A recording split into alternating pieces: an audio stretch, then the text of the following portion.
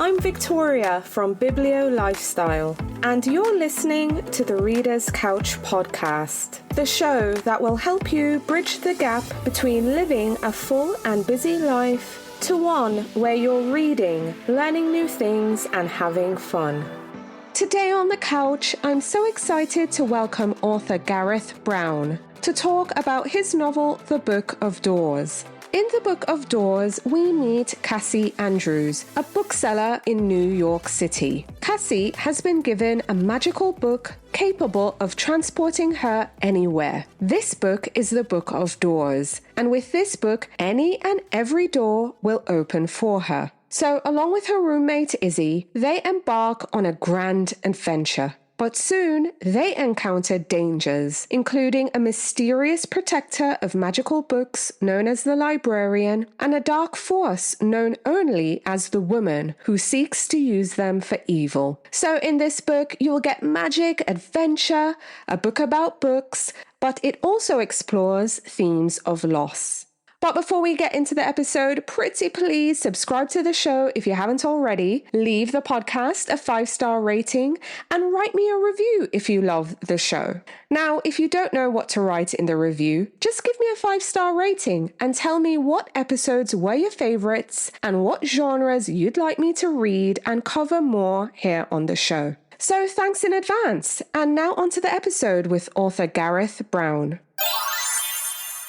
Hi readers, welcome again to the Reader's Couch. I'm your host, Victoria Wood, and here on the couch with me to talk about his debut novel, The Book of Doors, is author Gareth Brown. Hi Gareth, welcome to the Reader's Couch. Hi, thanks for having me. Delighted to be here. Yay, I'm super excited to have you here. This book was just filled with adventure, magic. There's also a bit of grieving and points that made me think.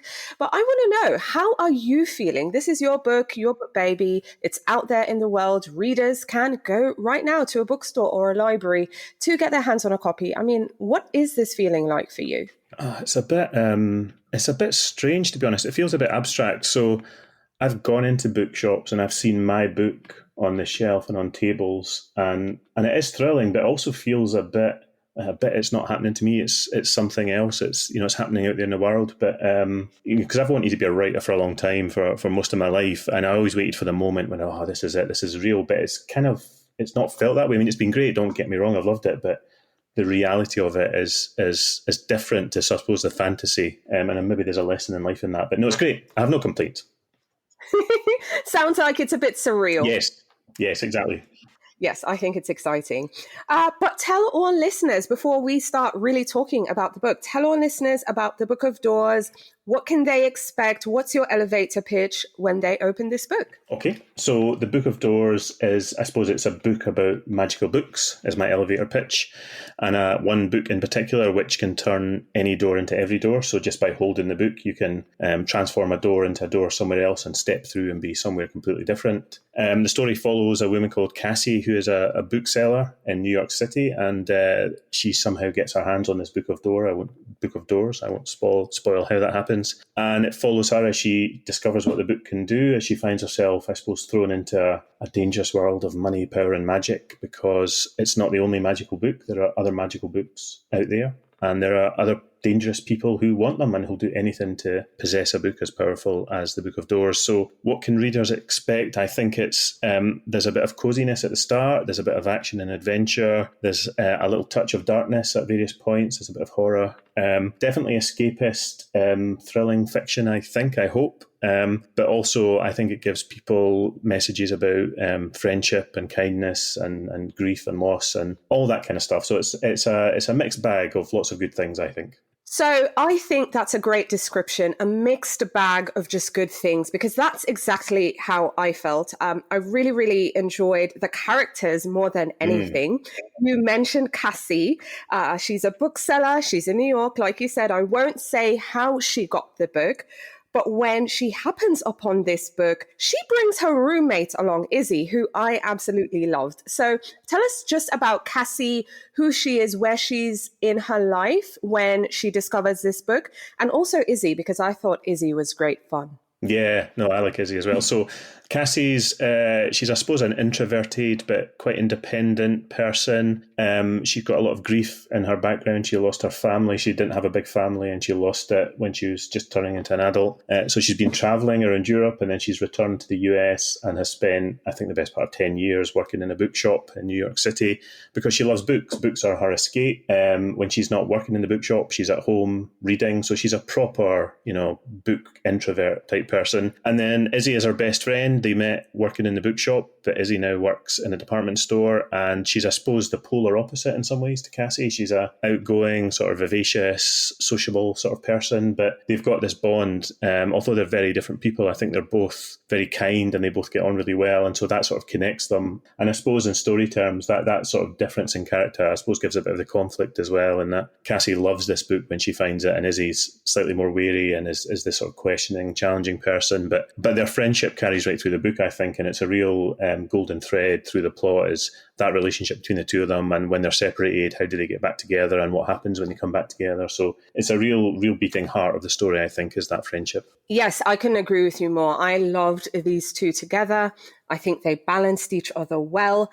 But also, like you said in your pitch earlier, this book opens doors, so doors that were previously not opened, doors just, will happen and they can go through. So this is this particular book's magic power that Cassie comes across. But there are other books in this collection. Tell us about the different collections out there. I know we have a character, the Librarian, Drummond Fox, but tell us about the collection of books that are out there before we get into the other characters. So who knows how many magical books there are out there, but certainly there are other books that turn up in this story. We have books that could be seen to be bad things, with a book of pain and the book of despair that can be used by dangerous people to cause pain and despair, I suppose. But there's a book of illusion that can create sort of illusions in the world. There is a book of shadows that allows people to hide in the shadows and not be detected. A book of memory that can play with people's memories and make them forget or remember things. There's a whole range of books, and actually one of the joys for me in writing this book was discovering and working out what books I needed, and then thinking about how could I use that book in a not obvious way. So it's very obvious what a book of pain can do. It can cause pain, or a book of despair, but can I use it in the plot in a way that is surprising or interesting? And that for me was one of the real delights. And I hope readers reading it enjoy the sort of variety of books and how they're used throughout the plot. Yes, I think that was another favourite point of mine, was just this wide, vast collection of books that can do different things. So that was really exciting.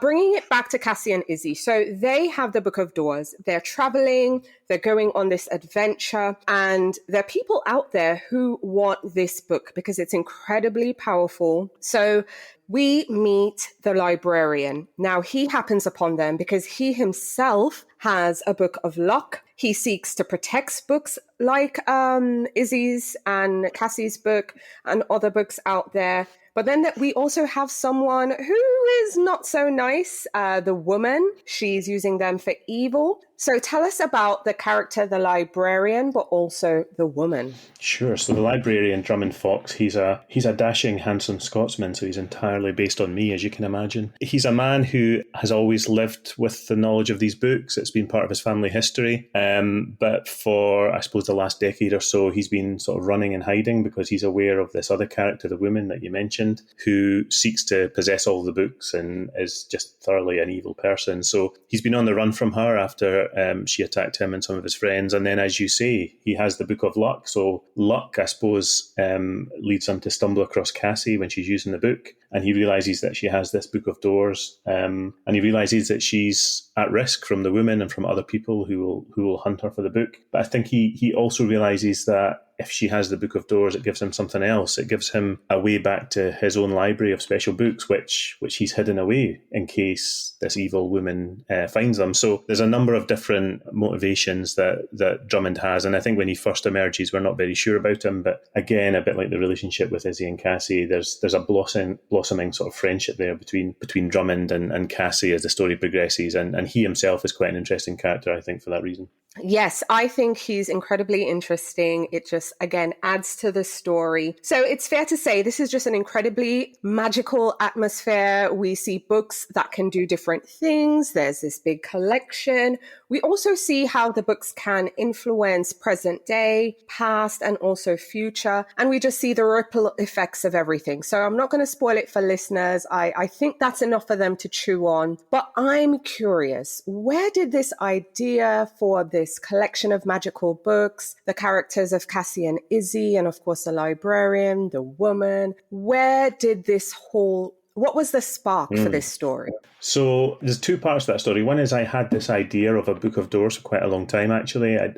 Years ago, I'd had this idea of a book that could turn any door into every door. But I'd always thought of it as a fantasy device for, dragons and wizards and such like. And I don't really write fantasy or read enough of it to write it credibly, I thought. So I didn't ever do anything with it. And it was during COVID, a few years ago, during the lockdowns, when I was stuck in my room working and writing and desiring to just travel anywhere. And I thought, oh, how nice would it be if I could just open my door and be in, New York or Tokyo or something. And the idea connected with that device I'd had at the back of my mind about what if I used this in the real world? So I spoke to my agent because I was in the middle of trying to pitch ideas to him, and I suggested this, and he was like, that's a book about a book. That sounds brilliant. Write that. So I did, and I had no real plans when I started. I just had this idea of this book of doors, and then I had the first scene in my head of Cassie, or a woman, discovering this book. And actually, originally, I had her working in a diner rather than a bookstore, and then quickly corrected that because it's a book about books, so why wouldn't she be in a bookstore? And everything else just followed on, really. I just kind of wrote it page by page. The other books I sort of developed as the plot went along, as the plot dictated what was needed, or as I wanted certain things to happen. And I didn't plan it at all. As I say, I'm not a planner. I busk it largely, and sometimes you have to go backwards and forwards and rewrite things. But it all just started with that one idea of what if you had a book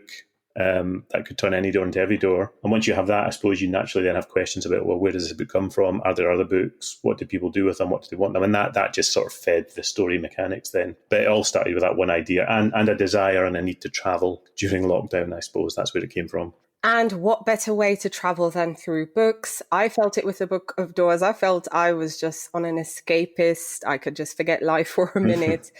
It was such a fun ride. Who was your favorite character in the story? I love Izzy. I love the librarian.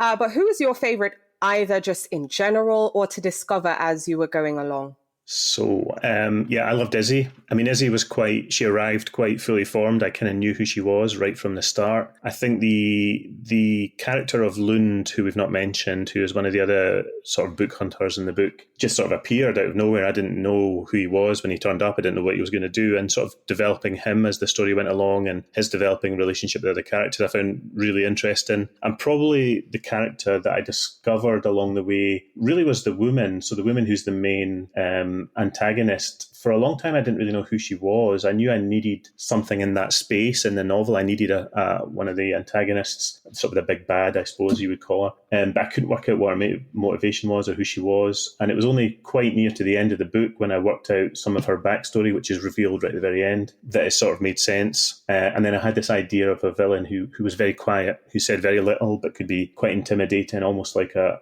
force of nature that would turn up like a storm and cause devastation. And that sort of depiction of her just being quiet and being intimidating was really my way into her. So I discovered along the way, and I think from what I've seen of some of the early readers, she's seen as being very scary as a villain. So I think that's worked very well. I think she's captured people's imagination as an awful villain, which is which I wanted her to be. Really, I wanted her to be a really genuinely intimidating, scary villain. So hopefully that's worked. Yeah, she's a great villain. I agree with that. She's a great villain. Normally when you think of, favorite villains in books and stuff like that, I think she's pretty up there for sure. But with that said, I had this thought as I was reading. Is Gareth going to write more books? Are we going to see Cassie and Izzy again?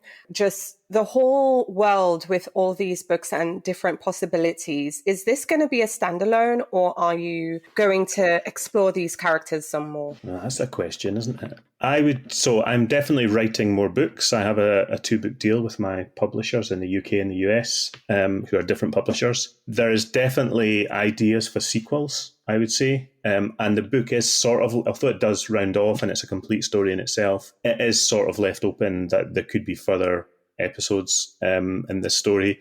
So if it's popular, if it's successful, and if the publishers want, I would definitely be happy to write one or more sequels, I would say. But I suppose we'll have to see how it does. But I'm definitely contracted for a second book. Whether or not that's a direct sequel to this book, we have to wait and see. Right. Of course. But what are you working on then, on that note? In the meantime, are you fleshing out other new ideas? What's happening at your writing desk right now? So since writing The Book of Doors, I've written 2 books, and that was because I had that contractual commitment to write a second book. So I'm a sort of person who likes to get a monkey off my back. I want to write and do jobs and get them done as quickly as possible. So as soon as I got the contract, I was like, right, I'm going to write my second book. And I just started and I didn't know what I was doing. So I wrote a not very good book at the turn of last year, and I gave it to my agent, and he sort of looked at me sideways and said, I don't think this is your second book. And he does that thing that good agents should do, which is tell you when you've done something not good. So I went away, and over last autumn, I wrote what I think is a much better book, and have finished that. I finished that just before Christmas, and it's gone to the publisher to see if they want that to be my book too. And I've since Christmas, I've done no writing at all. I've been luxuriating and doing nothing other than working, and just enjoying the sort of run up to the book publication, and then the last few weeks after publication and everything that's happened. So I will no doubt have to get back to writing probably in the next month or so. But right now I am enjoying doing absolutely nothing at all. I love that. Do absolutely nothing at all. Enjoy this moment for sure. I remember you mentioning at the top, you've wanted to be a writer for a very long time. And now the Book of Doors is here. I mean, if you could tell your younger writing self anything, what would you tell him? I wanted to be a writer from I was a teenager. I didn't read a lot of books when I was younger than that, but I started reading a lot when I was a teenager, and almost immediately I knew I wanted to be a writer. And I had this idea in my head that, I'll do it by the time I'm 25, 26. I'll be tremendously successful almost immediately because that's inevitable for me, isn't it? I had that sort of youthful, naive arrogance about it. So I think if I was to speak to my younger self, I would say, just take your time and enjoy the journey. So I'm much older than 26 now. I won't reveal how old I am, but I'm considerably older. And I don't think I would have written, in fact, I know I wouldn't have, and I know I didn't write a book as good as The Book of Doors before now. I had to be at this age and the age I was when I wrote it to write that book. And it's a book that's full of the sort of lessons I've learned over the years, both about writing and just about life. So I think some people mature at different rates, and I think although I had technical skill when I was younger, I think I needed the life experience to write a much better book than I would have written 20 years ago, say, or 15 years ago. So I would tell myself, just take your time. All good things come to those who wait, and just enjoy the journey in the meantime. Yes, and just live your life, because life happens, and we need that. Exactly. For sure. Yes. I think I'm one of those people, you have these really grand views of life and where you should be by a certain point. I mean, at this point, I should have been a multi-millionaire. Yeah, absolutely. Shouldn't we all? We should all be multi-millionaires by the time we're 30, absolutely. I know. It was so funny when I think back. But yes, nothing replaces life experience. So yes, I couldn't agree with you more as well. But I want to get into your reading life, because even though, we're here to chat about your book, The Book of Doors, my listeners love getting book recommendations from authors. So tell me about the last book or books you finished reading that you now recommend.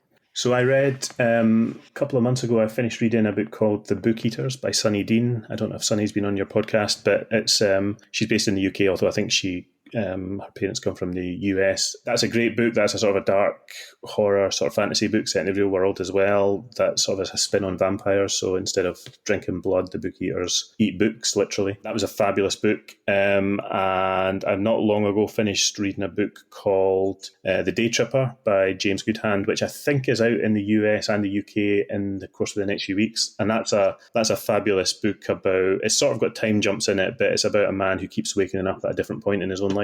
And that explores, the changes that you can make to your own life and the consequences you live with. And that's a lovely book as well. So I definitely recommend that. If that's out in the US, definitely pick that one up. That's a good read. Ooh, The Day Trippers. I will be looking for that one. Sounds good. I know you said you didn't read much when you were younger, but you did as a teen. What was your favorite childhood books as a teen? So I didn't read much when I was younger. I read all the mandatory books for school, obviously, but as a child, I was mostly about TV and films. And it was when I was a teenager and and somebody at school told me to read one of these books by this Stephen King fella. And I was immediately caught by this sort of Stephen King bug. And so my teenage years were spent reading lots of Stephen King books and similar type books, lots of American horror writers and some of the British horror writers, likes of Robert McCammon or Dean Koontz, all these people that were filling up the horror shelves in the 80s and 90s. And then as I got a bit older, I sort of diversified out into probably more mainstream commercial thrillers, crime books. I read mostly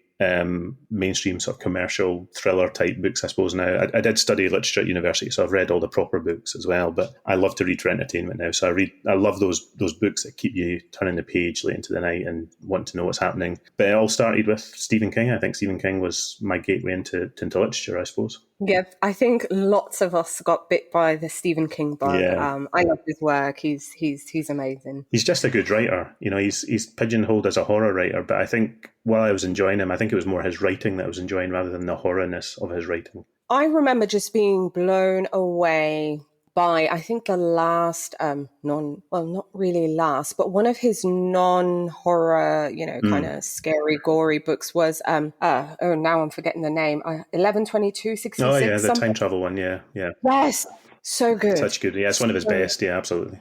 Yes, that's what I was going to say. It's like one of his absolute best. I love that book. I put it in everyone's hands when they're like, oh, he just writes this. I'm like, no, but have you read this one? Yeah. So good. But what books are you looking forward to reading in the year ahead? So what books are on your nightstand or your TBR? Or what books are you looking forward to? So I've got a massive to be read pile. There's that joke that buying books and reading books are two different hobbies, and I definitely do both. So, and sadly I don't have much time to read because I work full time, and this last year I've been writing as well, so my time to read has been reduced. But things that I'm looking forward to reading, there's a book coming out shortly by Stuart Turton called The Last Murder at the End of the World, which is getting great reviews, and I like Stuart Turton. He does sort of interesting science fiction, mystery type things. And then a spy novel which I've heard great things about, Damascus Station by David McCloskey.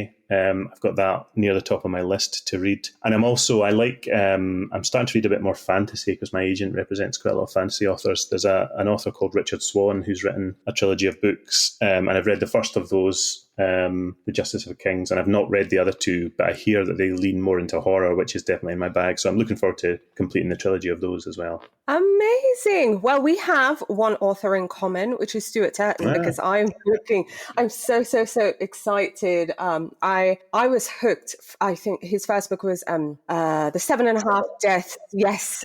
So good. And he did that one with the ship, Deep Water.